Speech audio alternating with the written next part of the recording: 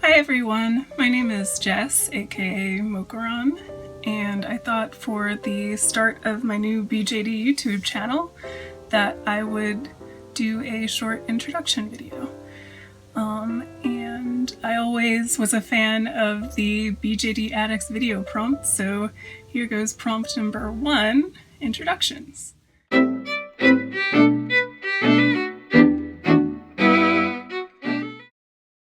Like I said, my name is Jess. I go by mokarran on DOA and other doll places on the internet. And I've been collecting BJDs on and off since 2008. I used to collect big 65, 70 centimeter boy dolls, but now I am completely addicted to Unoas. So I'd like to introduce you to my current doll collection and some of the plans that I have for them. So first is my Unoa Chibi Lilin. She is the default Lilin plate. She has the fresh skin and the default Lilin body, which has the big boobs. And I just saw her smile and I couldn't resist. I had to have it. And she has, currently I gave her high heel feet and fake fingernails just to give her a bit more of a mature look, because the Chibis can look kind of kid-like a lot of times, but I wanted her to be a little bit more mature. She's just a little short. And next up, I have my other Chibi. She's a Chibi Roron, but she is on a Fairyland minifee body. And she's in tan skin. I actually painted her faceplate to match the minifee tan, because I really like tan skin, and at the time the Chibis only had the limited edition, really hard to find tan skin, so I didn't think that I'd ever be able to get it, so I just painted a fairy skin, the white resin faceplate tan to match the minifee body. And she's on the M-line minifee body, which I really love. It's about the same height as a Chibi body, but a little bit better posing, and it's a little slimmer and just a kind of different look, but I still think the Chibi plate works really well on it. She's not the default Roron, she is the Osumashi, or the cool version. She just has like slightly closed eyes and a little bit different expression. And then my latest addition, who I am still working on, she's not quite complete yet, but this is my Unoa 1.5 modded Lucis winking faceplate. She used to be a winking plate, and I opened up her one eye and I kind of modified her mouth and nose a little bit. And then I dyed her body with iDye Poly, which is like a polyester dye, and it works pretty well on resin. She's a little bit splotchy, but I don't mind too much. And then I painted her faceplate too to match the body.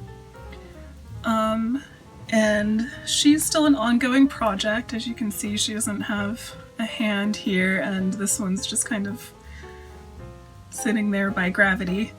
But I'm working on a magnetic hand system because she's got a lot of extra hands from SQ Lab. and I really loved these hands, and I thought they'd look perfect on a Unoa, and so I decided she's got so many extra hands that I wanted to have an easier system to attach them. So being inspired by the Minifee and other Fairyland bodies, I decided to do a magnet system in her wrist. This was the first attempt that the magnets weren't quite strong enough, so I'm currently fixing that, and hopefully she'll have hands that are actually attached pretty soon and she won't have to hide her weird little stumps. My last full doll currently is this little Soom Toad. He's in the light green resin, and I gave him a little bit of blushing and a little white belly. I think I might eventually give him a little bit more blushing because you can't see it very well right now.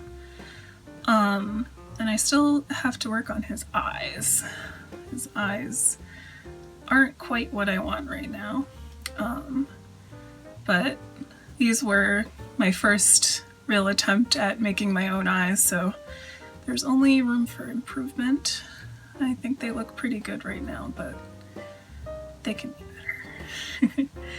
He is going to be a little magical wizard frog, so I have a lot of props and clothes and cute little things in my head that I want to make him, so hopefully I'll be showing you more of that, and you can see him progress in his wizardly prowess as time goes on.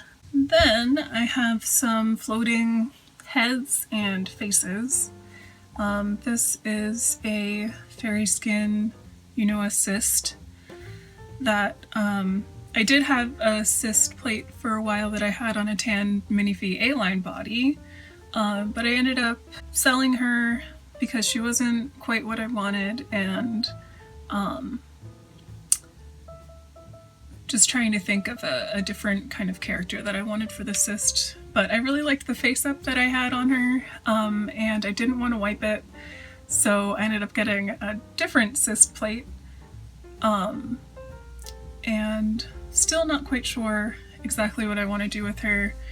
I had planned on making my own body for her, which is something that I will talk about in later videos, or maybe I'll show you the body that I have in progress, but I'm not sure now that I want to put her on that body, so we'll see what happens with this little faceplate. And then I have a holdover from the big boy days of my collecting. He is a Dollstown Mui Head, and I absolutely loved the Dollstown 15 boy original bodies. And I actually had two over the course of my collecting, and he was from the second body that I owned. I actually bought the whole doll just to get the body. I always liked the heads, but they were a little too big for me. And I ended up selling the body with a different head, and he just never got sold. And I have thought of a really cool project that I want to do with this head. I think I'll tell you about my plans for him a little bit later. So that is my current doll collection. I also have a doll body in progress that I am currently sculpting, and I can show you some pieces of that. So she is going to be around the same height as a Minifee A-line, I'm thinking, but she is obviously way wider and bigger. I was looking around for a kind of, you know, chubbier body for my girl, my Sist, and all the chubby bodies that I could find were just very childlike, or just something that I didn't quite want. So I decided I was going to make my own body, and it was just kind of an experiment. I had always dreamed of making my own doll, but I never thought that I'd be able to do it. But this time I just thought, hey, I'll give it a go, and if it doesn't work, it's fine. But I ended up really enjoying it. She also has a small bust that I'm making that gives a more like pear-shaped silhouette. I have been really enjoying the sculpting process, and I hope to share some videos about sculpting this doll with you and